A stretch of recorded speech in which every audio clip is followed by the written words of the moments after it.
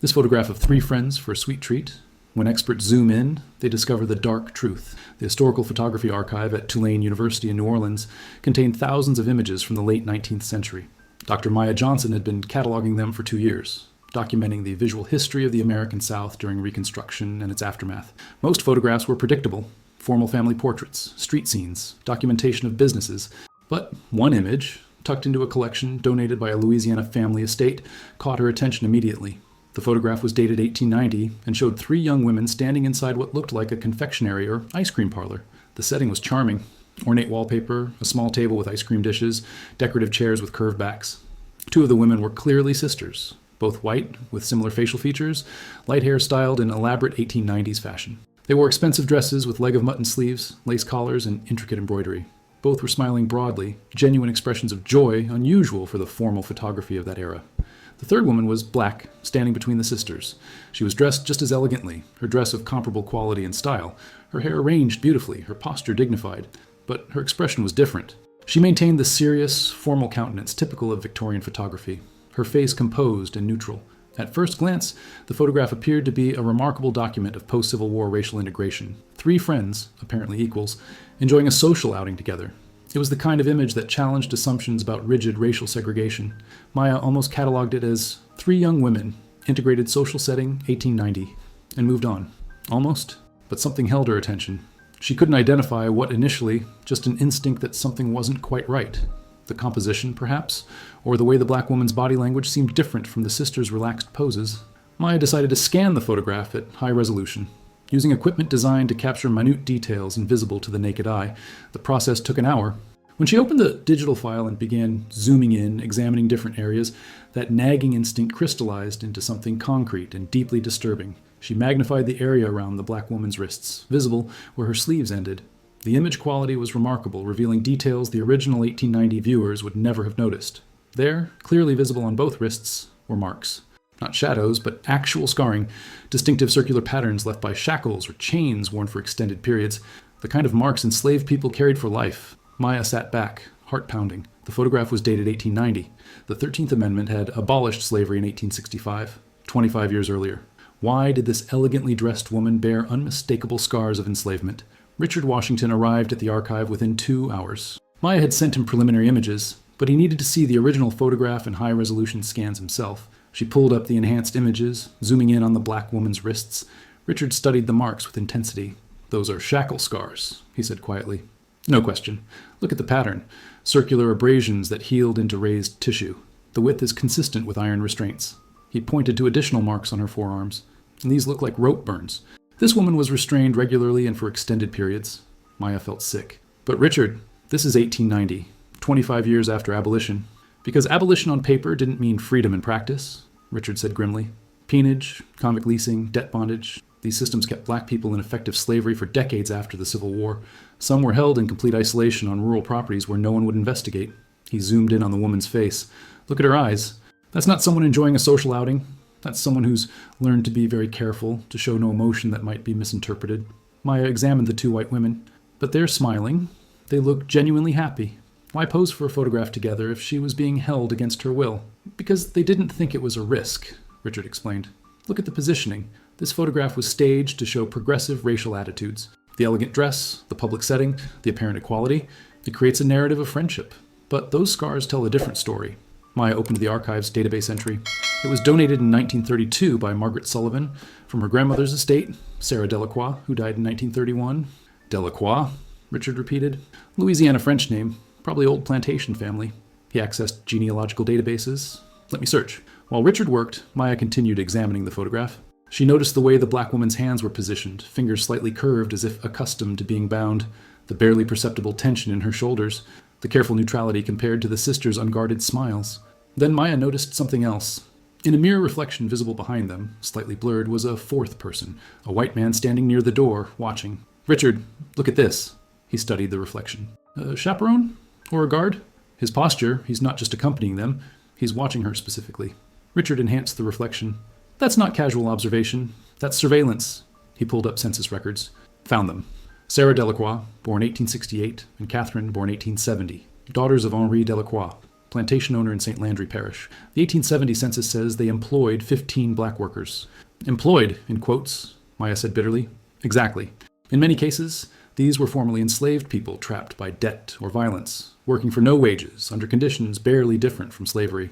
Richard found more records, complaints filed against the Delacroix family for labor disputes in the 1880s and 1890s. None resulted in prosecution. Maya stared at the photograph. We need to find out who she was. She has a name, a history. If she was held by the Delacroix family, there might be labor contracts, property records, Richard said.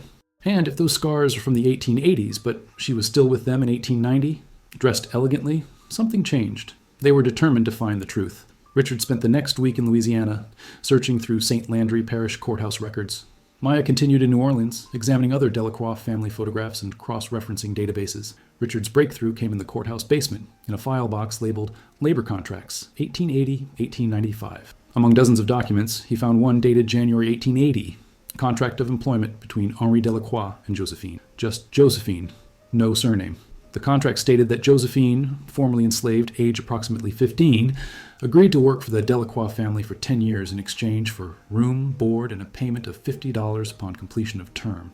The clause stated that if Josephine left before completion, she would forfeit all payment and be liable for costs incurred for her upkeep. This was debt bondage dressed as legitimate employment, designed to trap formerly enslaved people in perpetual servitude. Attached was another page, dated 1885. Josephine having been recaptured after unlawful departure, her term of service is extended by 5 additional years as compensation for losses incurred during her absence. She had tried to escape. When caught, they added 5 years, trapping her until 1895. Richard called Maya immediately. I found her. Josephine. No surname, but it's her. She was 15 in 1880, which makes her approximately 25 in the 1890 photograph. Maya pulled up the image. Josephine. Her name was Josephine. She examined the woman's face with new understanding. Richard continued. But here's what's interesting. I found another document from September 1890, just months after that photograph was likely taken. It's a release form signed by Henri Delacroix, stating that Josephine is hereby released from all contractual obligations, free to depart, with all debts forgiven. They freed her? Maya was stunned. Why? That's what we need to find out. People like the Delacroix didn't release valuable laborers out of kindness. Something happened, something significant enough to make them let her go. Maya zoomed in on the photograph again, studying the 3 women's faces. The Delacroix sisters smiling genuinely, Josephine maintaining her careful neutrality. What if, she said slowly, this photograph documents the beginning of that change? What if something happened between Josephine and the sisters that made them see her differently? Richard was searching through more records.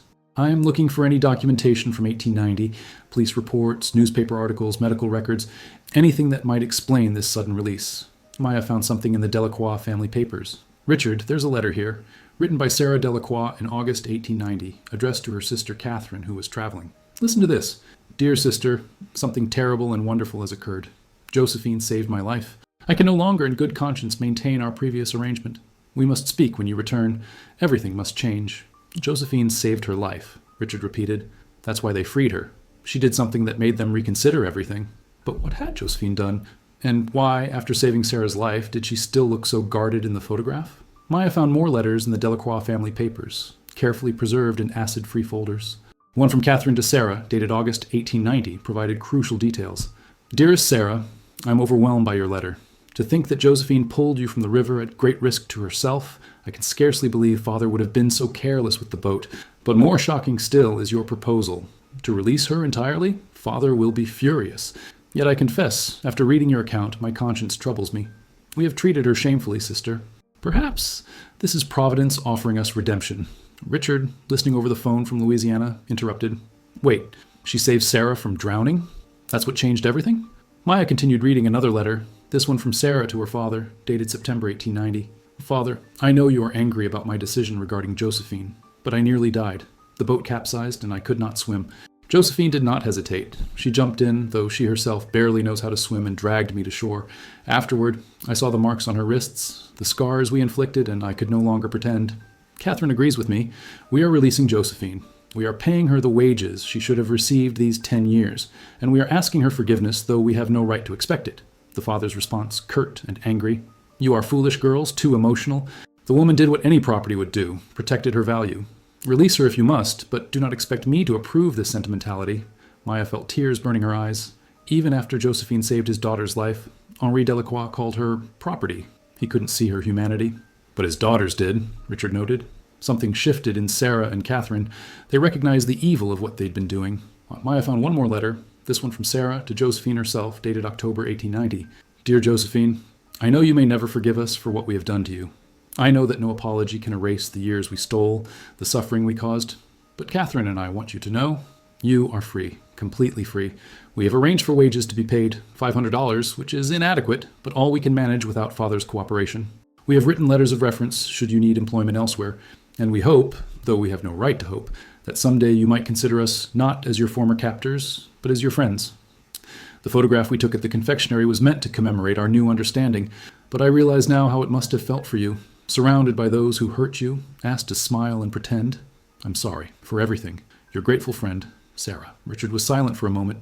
So the photograph was taken after the rescue, but before Josephine was fully released. That's why she looks so guarded. She's still trapped, still uncertain whether their promises are real. Maya zoomed in on Sarah and Catherine's faces, but they're genuinely smiling. They think they're doing something good, something progressive. They don't yet understand the full weight of what they did to her. The question is, Richard said, what happened to Josephine after she was released? Did she stay in Louisiana? Did she accept their attempts at friendship? Or did she leave and never look back? Maya began searching through New Orleans city directories and census records. If Josephine had remained in Louisiana after 1890, there might be documentation, employment records, property ownership, anything. She found it in the 1900 census. Josephine Moreau, age 35, Negro, occupation, seamstress, property owner, residing at 247 Dauphine Street, New Orleans. Property owner, Maya breathed. Richard, she owned property. She used the money from the Delacroix to establish herself in New Orleans. Richard was already searching for more information. Moreau, that's a common Louisiana surname. She must have adopted it after her release, creating a new identity as a free woman. They found more records. Josephine had opened a dressmaking business in 1892, employed 3 other women by 1895, and by 1900 owned the building where her shop operated. She had transformed herself from enslaved laborer to successful businesswoman in just 10 years. But did she ever reconcile with Sarah and Catherine Delacroix? That remained to be discovered. The answer came from an unexpected source. Maya received an email from a woman named Claire Beaumont who had seen news coverage of their research into the photograph. Claire's great-grandmother had been Josephine Moreau. I have boxes of her papers, Claire wrote. Letters, photographs, business records. I'd like you to see them. I think you'll find what you're looking for. Maya and Richard met Claire at her home in the Garden District of New Orleans. She was a retired schoolteacher in her 70s, and she led them to her dining room where several boxes were carefully arranged on the table.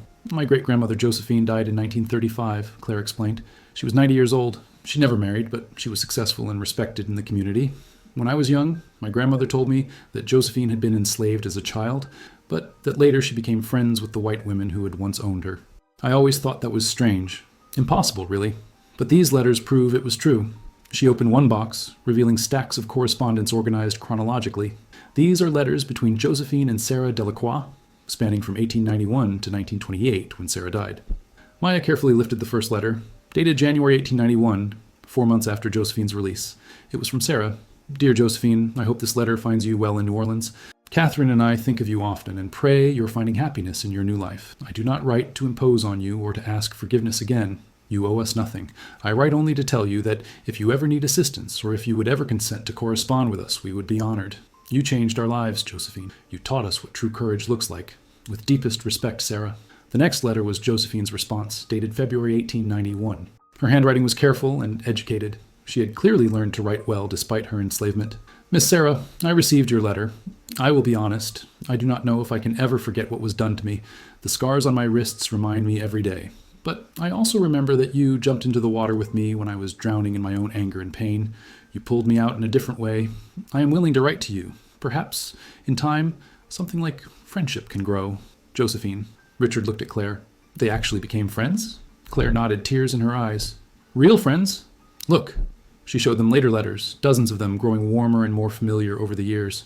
By 1895, Josephine was writing, Dear Sarah, your visit to my shop meant more than I can express. To have you and Catherine there admiring my work, meeting my employees, it felt like redemption. Not for me, but for all of us.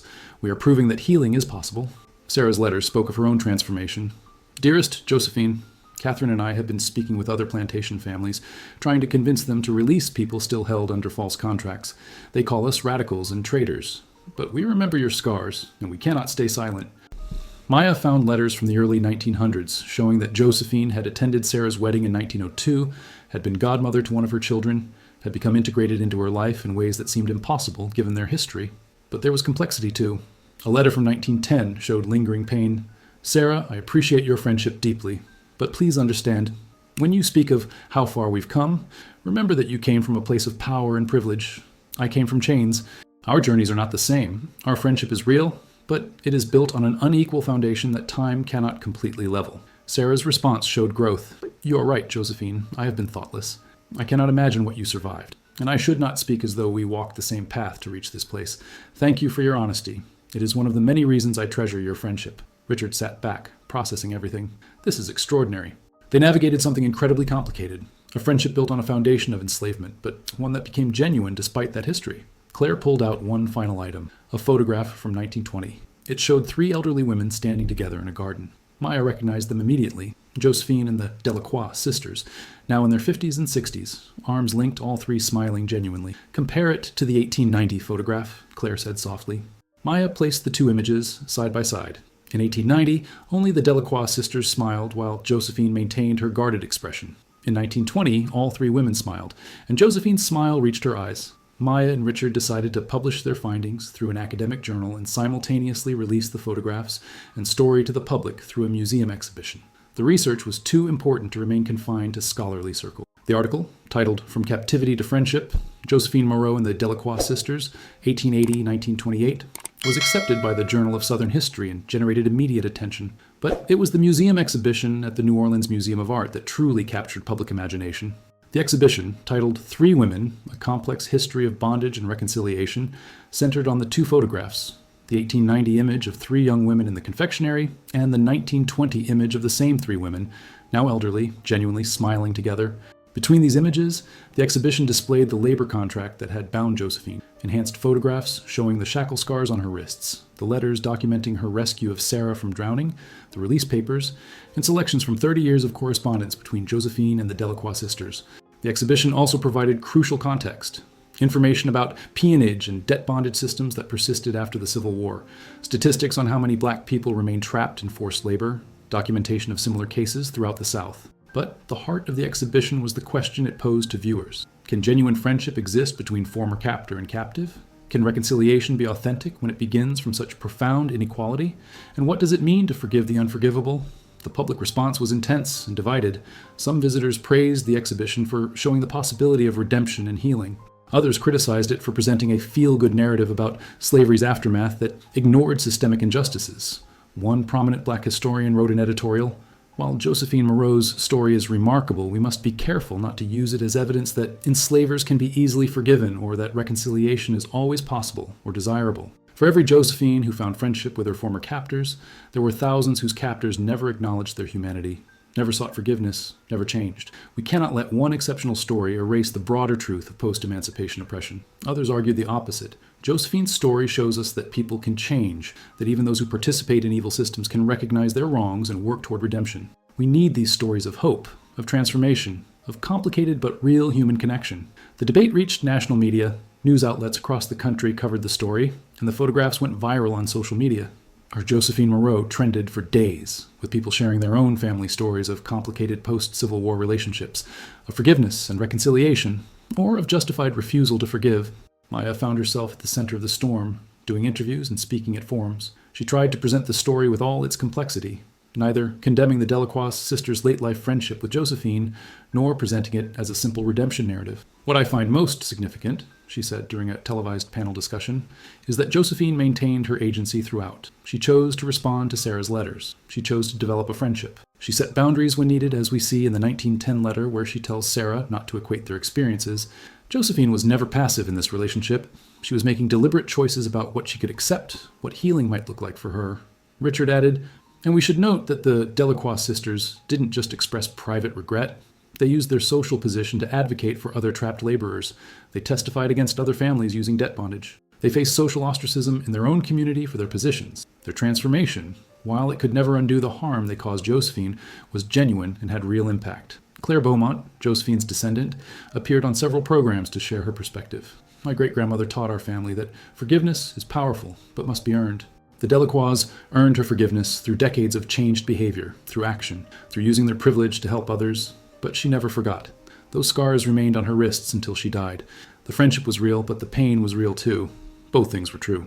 The exhibition ran for 6 months and attracted over 50,000 visitors, far exceeding the museum's expectations. People stood before the two photographs for extended periods, comparing them, discussing them, grappling with what they meant. As the exhibition toured to other cities, Atlanta, Charleston, Washington, D.C., Chicago, its educational impact grew. Schools began incorporating Josephine's story into their curricula, using it to teach about the complexities of post-Civil War America and the nuanced realities of reconciliation and justice. Maya was invited to speak at a high school in Baton Rouge, Louisiana. The auditorium was filled with students, many of them black teenagers, from communities where stories of enslavement and forced labor were family history, not abstract concepts. After presenting the photographs and the story, Maya opened the floor for questions. A young black girl, perhaps 16, stood up. "Dr. Johnson, I understand why you think this story is important, but honestly, it makes me uncomfortable. It feels like you're saying black people should forgive white people who hurt them. Like we should be grateful for crumbs of decency after years of abuse?" Maya nodded, appreciating the student's honesty. "That's a completely valid concern. And I want to be clear, this story is not prescriptive. I'm not saying anyone should forgive anyone. Josephine made a choice that worked for her in her specific circumstances, with these specific people who spent decades proving they had changed. But another person in her situation might have made a completely different choice. To never speak to the Delacroix again, to take their money and disappear, to feel only anger for the rest of their lives. That would be equally valid." She pulled up one of Josephine's letters from 1910, the one where she told Sarah not to equate their experiences. "Look at this. Josephine never let Sarah forget the inequality between them. She maintained boundaries. She called out Sarah when she was being thoughtless. The friendship existed, but it existed on Josephine's terms. That's what I find powerful. Not that she forgave, but that she retained her agency, her power to decide what relationships she would accept, and on what conditions." A white student raised his hand. "But isn't this story hopeful? Doesn't it show that people can change, that racism can be overcome?" "Yes and no," Richard interjected.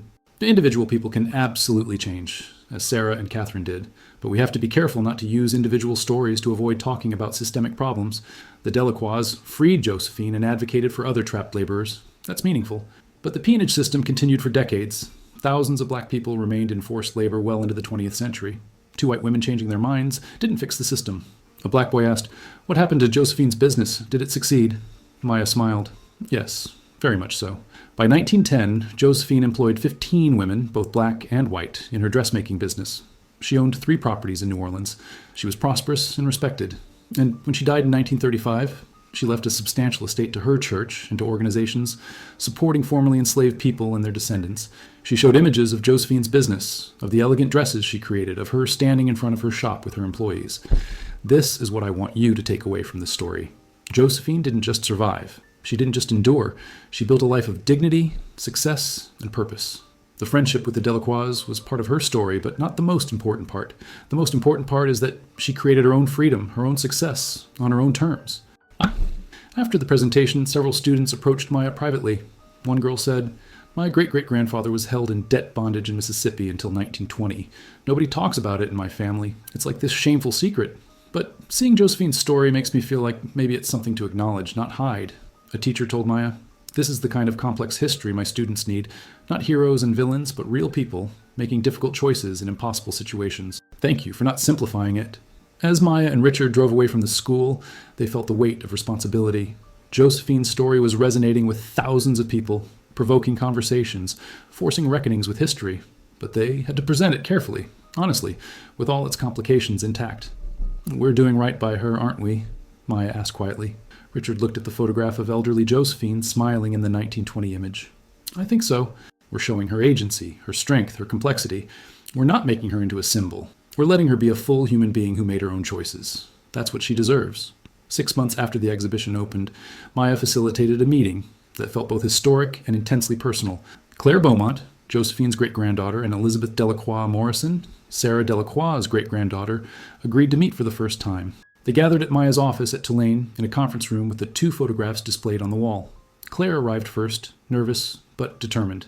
Elizabeth came moments later carrying a folder of her own family documents. The 2 women, both in their 70s, looked at each other with a mixture of curiosity, apprehension, and something that might have been recognition, an acknowledgement of the shared, complicated history that connected their families. "I don't know what to say," Elizabeth began. My great-grandmother wrote about Josephine in her diaries, in letters I found after my mother died.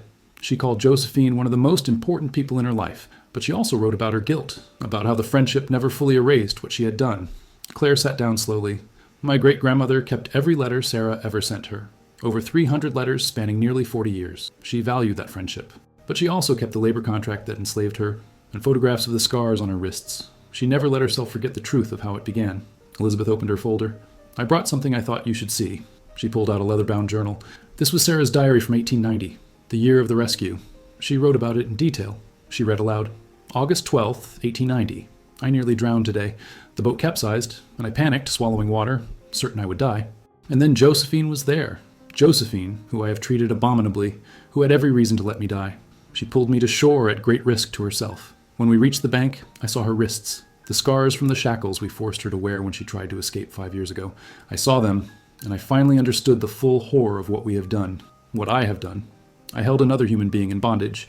I participated in her torture, and still she saved my life. I do not deserve her mercy, but I will spend the rest of my life trying to earn it.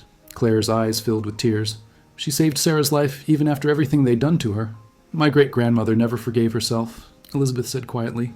Even decades later, her diary entries mentioned Josephine and her guilt. She wrote in 1920, Josephine smiles at me now, after 30 years of friendship. But I remember when she could not smile, when fear governed her every expression. I gave her that fear. No amount of friendship can erase that truth. Claire pulled out her own documents. Josephine wrote about it too. In 1925, she wrote, People ask me how I can be friends with the women who enslaved me. They don't understand that forgiveness is not forgetting. I remember everything. But I also remember that Sarah and Catherine became different people. They used their privilege to free others, to testify against the system that benefited them. They became allies in the fight for justice. That means something. It doesn't erase the past, but it means something. The two women looked at each other, crying openly now. Finally, Elizabeth spoke. I want to say I'm sorry. I know that seems absurd. I didn't enslave anyone. I didn't hurt Josephine. But I carry the inheritance of what my family did. The wealth that paid for my education, the property I inherited, it all came from the plantation, from enslaved labor. I benefited from what was done to your great-grandmother. Claire considered this. And I carry the inheritance of Josephine's trauma. I carry her strength too, and her success, but also the intergenerational pain. My grandmother had nightmares about slavery even though she was born 20 years after emancipation. That's what trauma does. It echoes through generations. Can we, Elizabeth hesitated, can we build something new? Not pretending the past didn't happen, but acknowledging it while trying to create something better? Claire thought for a long moment. Our great-grandmothers did that. Maybe we can too. But it has to be honest. It has to include the ugly truth. Over the following months, Claire and Elizabeth worked together on a joint project, a documentary film about their family connection, told from both perspectives, the descendant of the enslaved woman and the descendant of the enslavers. They didn't shy away from the difficult parts, the anger, the guilt, the complexity. They also established a scholarship fund in Josephine's name, supporting black students pursuing degrees in business and entrepreneurship, honoring the way Josephine had built her own success despite everything she had endured. At the scholarship fund's launch, Claire and Elizabeth stood together before an audience of students, donors, and media. Claire spoke first. Josephine Moreau survived slavery, debt bondage, and unimaginable cruelty, but she didn't just survive, she thrived. This scholarship honors her strength and supports students following in her footsteps. Elizabeth added, My great-grandmother Sarah tried to atone for her sins by changing her own behavior and advocating for others. This scholarship is part of my generation's attempt to continue that work, using inherited privilege to support those who have been historically disadvantaged. They stood together, descendants of captor and captive, creating something new while honoring a complex past. Maya and Richard's research evolved into a book, Chains and Choices, Josephine Moreau and the Complexity of Post-Emancipation Reconciliation. Published by a major university press, it became required reading in courses on Reconstruction, African American history, and the sociology of forgiveness and reconciliation. The book didn't just tell Josephine's story, it situated it within broader patterns. Maya and Richard had discovered dozens of similar cases, formerly enslaved people who, after emancipation or release from debt bondage, maintained complicated relationships with former enslavers or their families. Some relationships, like Josephine's, with the Delacroix sisters, evolved into genuine friendship. Others remained transactional, employment relationships where the power dynamics never fully equalized. Still others ended in complete separation, with formerly enslaved people choosing never to see their former captors again. What we're documenting, Richard wrote in the book's conclusion, is the extraordinary diversity of black responses to white attempts at reconciliation. There was no single correct response. Some people chose forgiveness, others chose anger, many felt both simultaneously.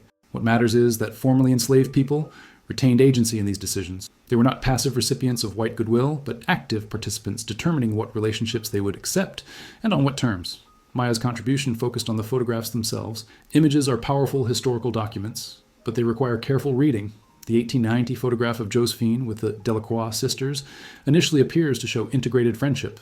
Only close examination, revealing the scars on her wrists, noting her guarded expression compared to their smiles, understanding the context, reveals the true story.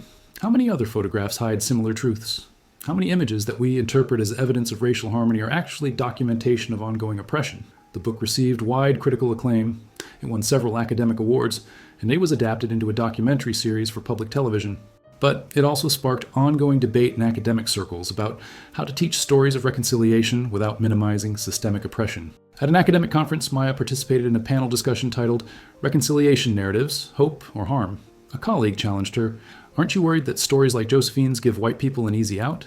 That they can point to this one case of successful reconciliation and say, 'See, racism can be overcome through individual relationships'?" Maya responded carefully, "That's a legitimate concern, and it's why context is everything.